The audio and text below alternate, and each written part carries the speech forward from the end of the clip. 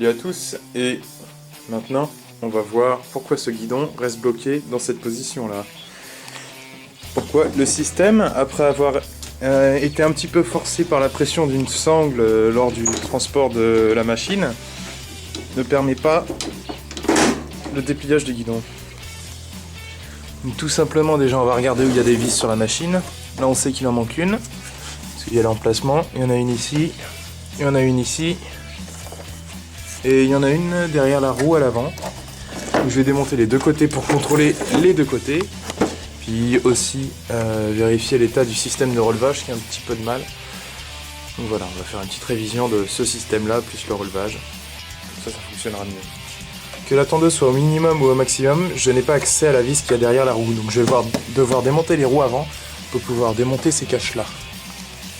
Bon, les caches sont enlevées, on peut voir la saleté restante dans ce genre de système qui ne doit pas aider du tout le guidon à redescendre ou le relevage à monter à descendre. Cette vis là était un peu coincée pour la roue, je l'ai sortie avec un pointeau.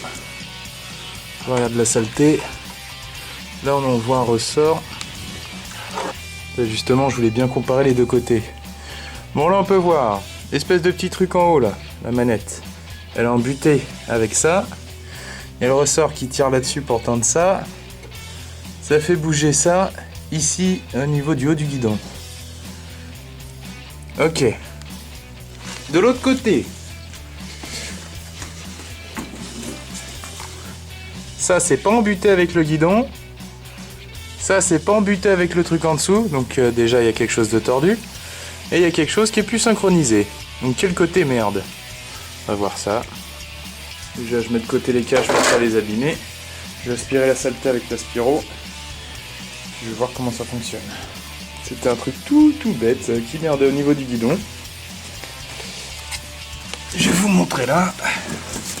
Donc la patte quand on appuie ici. Ah j'ai bombardé de dégrippants ouais. Hein. Ça appuie là-dessus. Ça fait baisser ça. Attendez je le... À une main c'est vraiment pas ça. Voilà, ça a besoin d'huile. Ça coulisse là. Sur l'espèce de truc, quand on le remonte, tac, ça le bloque. Ça c'était pas en face de ça, donc ça pouvait pas appuyer dessus. Et ça s'était coincé au-dessus. Du coup ça bloquait le guidon de revenir. Donc c'était le côté où il y a le relevage qui merdait. D'ailleurs je vais en mettre là-dedans du WD. C'est bien, ça merdouille tout ça. Donc sur celle-là le ressort est caché là, sur l'autre c'est voyant, genre c'est... ouais. C'est Wolf. Ce que je vais mettre c'est de l'huile là-dedans, de la burette. Puis je vais faire fonctionner tout ça jusqu'à ce que tout soit bien lubrifié et que ça fonctionne bien. Le guidon fonctionne maintenant à la perfection. Donc là il est bloqué. J'appuie sur l'une des deux manettes. Il se lève. Il peut redescendre comme il veut. Déjà ce qui est bien c'est que la clé n'est pas cassée et deuxièmement que j'ai réussi à la sortir. J'ai mis du WD-40 partout. Enfin là c'est du super dégrippant mais... Voilà, maintenant il fait un bon bruit comme il devrait faire quand on l'engage. Maintenant on va vérifier s'il est encore chargé. Donc il est déchargé le système. Donc ça, pour le recharger avec la corde, je vais peut-être la refaire passer là, ce sera plus simple. Là je peux vous dire que le système il aura du mal à être plus chargé que ça. On va essayer ça. Petite manette, faut qu'on l'engage. Donc ça fonctionne. Puis à force de le faire, il fonctionnera mieux pour se recharger. Donc pour vérifier l'allumage, ça va être coton, mais je vais le faire hors caméra. Déjà, je sors la bougie, elle est humide, elle sent l'essence. Donc ça veut dire qu'il y a quand même de l'essence qui est arrivée la dernière fois, jusqu'au piston. Donc ça renforce ma théorie de il n'y a pas d'allumage. La bougie elle est récente. Si on regarde au fond de l'antiparasite, il n'y a pas trop de corrosion, donc ça doit faire un bon contact entre la bougie et la bobine d'allumage. Maintenant ça je vais le mettre là. Et quand je vais faire tourner le moteur, je sais pas trop comment, je vais regarder s'il y a de l'étincelle ou pas. Par contre il faut réussir à coincer la bougie et puis voir s'il y a de l'étincelle. La bougie est bonne, il y a un petit peu d'allumage, donc je soupçonne une bobine d'allumage pleine de rouille et pleine de merde. Je vais démonter ces vis, le cache, et on va voir quelle gueule ça a là-dessous. Déjà, je vois ça, ça me plaît pas trop, ce qui pourrait expliquer pourquoi le moteur ne démarrait pas. Cette bobine n'est pas toute jeune, vu qu'il n'y a pas de point au milieu, et pourtant, le châssis date de 2002. Mais bon, l'allumage a besoin d'être nettoyé. La rouille, comme ça empêche parfois d'avoir une mauvaise étincelle. Donc, le fait de bien nettoyer les cosses à la brosse métallique, il y aura probablement un meilleur allumage. Bon, les cosses sont bien plus propres maintenant. Ce que je vais faire, c'est que je vais glisser une carte de visite entre l'aimant du volant moteur, si j'arrive à le bouger hors du système, voilà. Donc entre l'aimant et la bobine, ça c'est étrange, il y a des à-coups dessus, mais bon. Je vais glisser une carte de visite qui fera le bon espacement entre le volant moteur et the bobine. Bon, le filtreur était mort, il est là d'ailleurs, il est cuit. J'ai démonté l'asperceur du carbu juste comme ça, nettoyé les cuves, remonté, comme ça s'il y avait de l'eau c'est parti. J'ai pas nettoyé le reste du carbu, mais je vais l'essayer comme c'est dehors. La porte d'amorçage a l'air de fonctionner, il y a un bon allumage. Je vais pour vérifier l'huile, voilà ce qui reste. Donc je vais faire un complément d'huile et je lui ferai une bonne vidange après qu'il aura bien tourné. Bon, ça c'est bon, ça c'est bien mis. Ça fonctionne. Après je vais remettre la corde au guidon, puis je verrai si le système est encore chargé, sinon je le rechargerai, puis après ça devrait démarrer je pense.